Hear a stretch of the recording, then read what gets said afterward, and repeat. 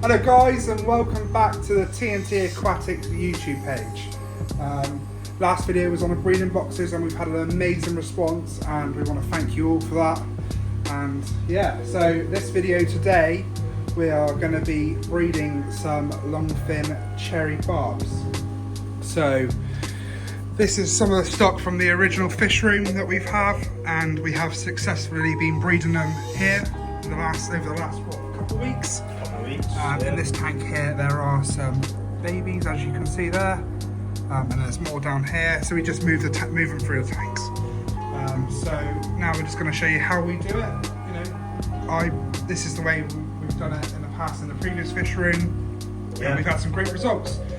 So here is everything that you need. Yes, so the first thing you are going to need is one of these net or mesh breeder boxes. This is quite a large one, but again you can pick these up really cheap on eBay, Temu, Amazon. Just have a search around for breeding boxes, guys, and you're looking for the ones that have the mesh all the way around.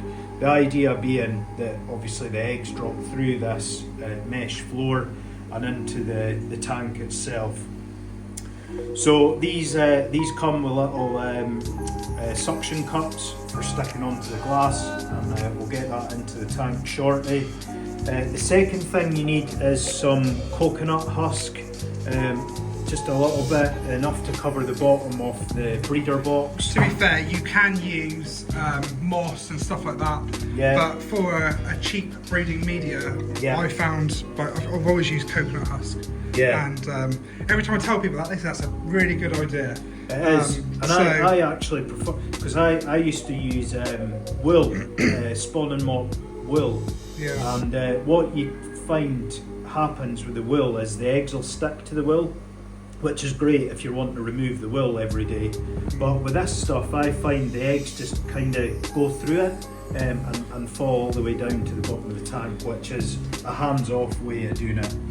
Now these are the fish. This is a trio of longfin cherry barbs. They have been selected for their sort of brighter red coloration, especially the ones there with the long fins as well. So we're going to try and get some babies out of these. So step one, guys, take your breeding box, come over to your tank. So this is a plain tank, there's no snails, there's no shrimp. No nothing. We literally, bare bottom, just so the eggs, we can add shrimp eventually just to keep the eggs not from fungusing, but to be honest with you, we haven't done it previously, have we? No. But we can try that this time, I suppose. But yeah, it's so simple. Empty tank, cycled filter, heater, and some media. But yeah, so Ian's going to demonstrate how we do this. So guys, what you want is you actually want an air gap at the top of this, away from the water. If you put this right down level with the water, the fish will actually jump out of the breeding container here. So you do want a little bit of an air gap here. And just sight it wherever you can in the tank. It's nice and easy with the suction cups. It's just a case of sticking it to the side there.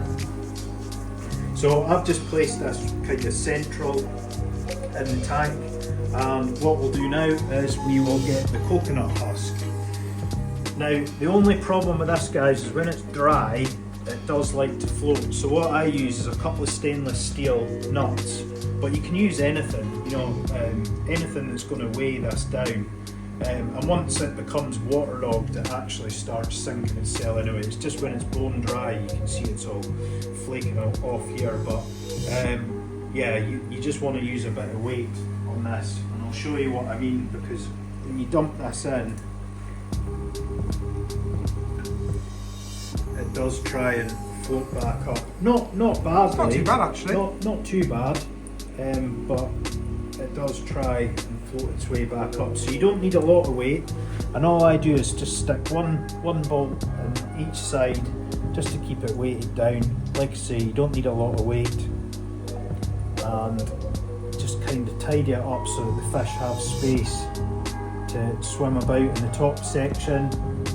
But this is a natural spawning media for them now, and they will scatter their eggs over that coconut husk. Right, over to the fish. The last step is getting the fish into the breeding box. So this was the tank they were in originally. So all the water's the same. So you don't, obviously, if you are putting them into a fresh tank, you need to make sure the temperatures are right, the pH is right, etc. Yeah. But don't overthink it. Literally, normally just temperature, as long as it's not a massive sway in pH, it'll be absolutely fine. And if you're just using the same water from your tap or whatever, you know, there won't be much difference. So these guys were in this tank literally about 10 minutes ago. They were in with some, what were they in with? Danios. Some Danios, so we didn't have this tank set up for breeding, but we've moved the zebra Danios into another tank, so that's us ready now in this tank for a bit of breeding. So once you're set up, once you're happy with all your coconut, just get the fish in, just pour them in nice and gently, off they go, and that is then into their breeding box. Now, most egg scattering fish like to spawn first thing in the morning, so I'm not expecting these guys to do anything today. For the rest of today, it's 2 o'clock in the afternoon. So these guys will just spend the day now getting used to their surroundings, getting used to the box, and then I would imagine first thing in the morning I will come down here and I'll take a video of it. You can see the clean glass bottom at the second, and there should be eggs in there tomorrow morning. Yeah, so that's that pretty much then. So that's how we breed all our egg scatters, to be honest with you. Yeah, pretty much, yeah. The only other thing to probably mention is our other box that we use. Do you want to get that now, or will we do that in another video? We'll do that in another video. So we'll just zoom in from over here.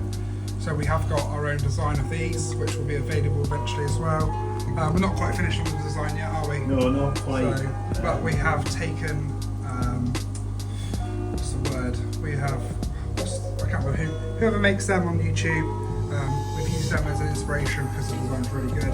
But we've put our own little bits and pieces on there. Yeah, and if you remember in previous videos, I think it was up here, we had a round bowl with a tube in, which then it moves the eggs into our breeding boxes.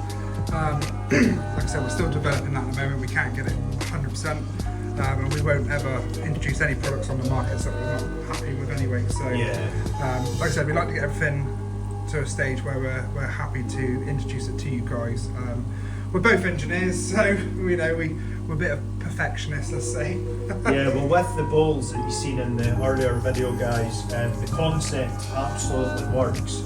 And I tried it out on some of the nano fish over there, but I wasn't getting any eggs from them through that bowl, through the design. But I wasn't sure whether it was the fish that just weren't laying any eggs, or whether it was the design of the actual bowl itself. So I was saying to Tim this morning before we started filming that what I want to do is retry the bowl with some proven fish that I know are laying eggs. The galaxies. To be honest with you, we can get that set up shortly and we can put it in this video just to show them. Yeah, we can, bit of product development, you know, if there's any feedback from you guys that you want to add in, we are more than happy to listen for sure. I'm really excited about the bowl. The reason being is it's going to make it so much easier to transfer eggs en masse to another tank, to a growing tank. Because the problem right now, and the problem we're using these breeding boxes, is that after a couple of days of the fish scattering eggs into these boxes, you're left with two options. You either have to move the fish into another tank, or you need to move that box into another tank. Now it works. I've been doing it that way for months, if not years. However, it stresses the fish out, moving the fish. You're having to net them all, obviously. And when you've got breeding fish, you really don't want to be stressing them out. Or the other option that we've moved to recently is moving the box itself. However, obviously when you lift the box out of the water, there's a bit of an inrush or outrush, should I say, of water coming out of that box. And I have a sneaky suspicion that we are losing some eggs. Yeah, no, definitely. And remember, every time you move the fish into another tank, you're then delaying that next batch. Yeah. So exactly. we want to be efficient. We want to, we want to just turn the tap on, empty the eggs into a pot, put it in the next tank. Yeah. So that way we don't disturb the fish, and then we can do it every 2 days. Yeah. We can really stock up on some. Well, fish. we'll run through that now. Well, I'll go and grab one, and we'll take we a might as well. quick pause. Yeah. And we'll set what we'll do is we'll set the Galaxy Rasporas up. The reason I want to set these guys up is I already know that these guys are laying eggs every morning. I'll quickly show them the fry. Yeah. They've come on leaps and bounds sure, since we right. last done a video. Yeah. So this is all of the Galaxy Raspora fry. As you can see, there's obviously a few different batches in here from different ages. Yeah. But as you can see, some of them are really starting to. Then I don't know, April maybe. I reckon they'll be ready for sale, and they'll be available on the TNT Aquatics eBay page. But it's got to be 100 now. Yeah, easy. So Yeah. So we just want to keep carrying on, so we've got constant supply. Yeah, and that's the thing, guys, is we don't want to be running out the stock for you, so we want to keep things going, and inventions and ideas like we're talking about in these videos just helps us do that. Yeah. So it is a bit of trial and error, like anything you do for the first time, but it's worth trying, isn't it? And it keeps it entertaining. Yes, we can just keep definitely. being, inventing stuff that we think is going to help us. Yeah. And then eventually we can release it to you guys, so it can help you guys. And if, I don't know, I quite enjoy stuff like that, just making new products and stuff. Well, we both like tinkering about on CAD as Yeah, well. we do. Like Tim said earlier, we're both engineers, so we're kind of that way inclined, aren't we? Yeah, I know. Good or bad. Can be a bit of a nightmare, especially when you're laying there in bed and it's like, right, what can I do next? Yeah, exactly. Hard to switch off, but it's all part of the fun, and we want to bring some amazing products to you guys, like I said before, and amazing fish. Yeah. That's the top thing. Everything, we want to get to a stage where everything we can supply you guys is our own fish. bread and butter. So the quality is just so much better when you're breeding in-house. Like all these fish are just going to be far superior to imports. Yeah, 100%. And they're used to the English water. Exactly. So Yeah. that is the goal. So what we're going to do now is we'll get this little cone that we've been developing. Like I said, this is not available at the moment, but this year it will be. It's a work in progress. It is a big work in progress. If it works. We'll get it to work. We We're engineers, Ian. Right, excellent. I will start this video up again once we're all set up. Right guys, so we're back now, and we have just gone and got the TNT Aquatics, what do you want to call this? Uplift breeding box or something? I don't know. Who knows? Like a breeding trap. So this is it. Egg trap. There we go. That's what it is. So this is it here. Like I said, this is just 3D printed at 100%, so it sinks. There is still obviously a bit of finishing that we need to do to it, so just bear that in mind. This is just a prototype. As you can see there, TNT logo. So this is now in the tank with the Galaxy Rasporas, which we know produce fish, as we've shown you. So Ian, I'm going to let you demonstrate, as this is one of your things. Yeah, it is, yeah. So guys, when I was coming up with the concept of this, what I wanted to do is basically take this egg trap here and make it easier to use. So what I designed was a bowl, and basically there's a hole in the bottom of the bowl. The idea being that the egg scattering fish come above the coconut husk here, lay their eggs, scatter their eggs, they drop down below the grate there, and down the inside of the bowl, which has a hole, and you can see there we've used the same concept from our breeding boxes there to use air to lift the water up and through. So the idea being every morning I come in here, the fish have scattered their eggs in the morning, first thing in the morning when the light first appears, and I come in here and I collect the eggs a lot easier than transferring fish. So just to demo this, obviously there's no eggs in it just now as we just dropped this in, but what I would do normally is come in with a jug here, just direct this pipe work here into my jug, and then turn the air on. I'll just demonstrate that, and you can see the water comes up into the jug, hopefully taking any eggs with that water.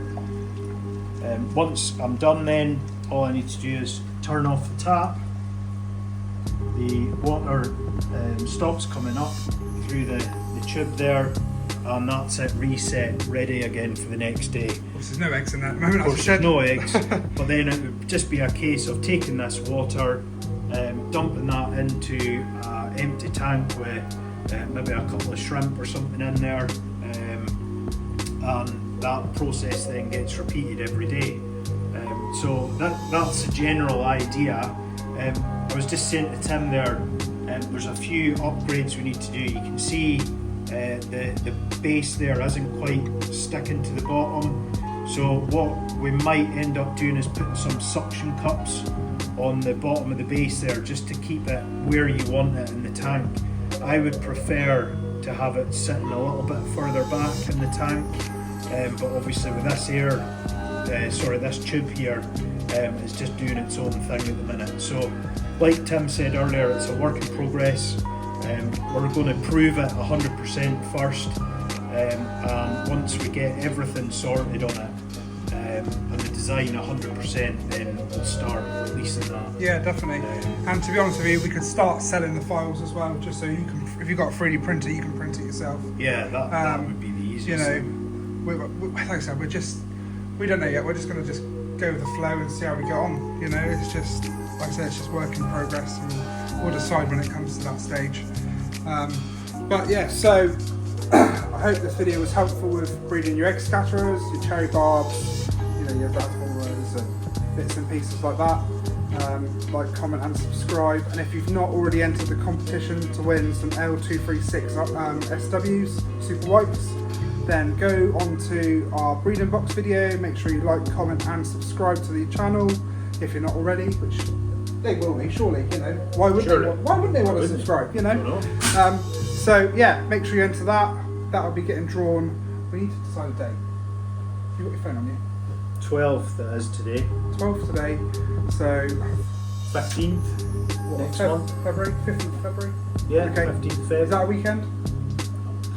I did it the weekend, I think. Right, I don't have. We'll have a quick look, and then we'll you'll put it in the description, and it'll be in the video as well. I guess uploaded today. So yeah, thank you very much for watching. Like, comment, subscribe, and we'll catch you in the next one. Cheers. Cheers, guys.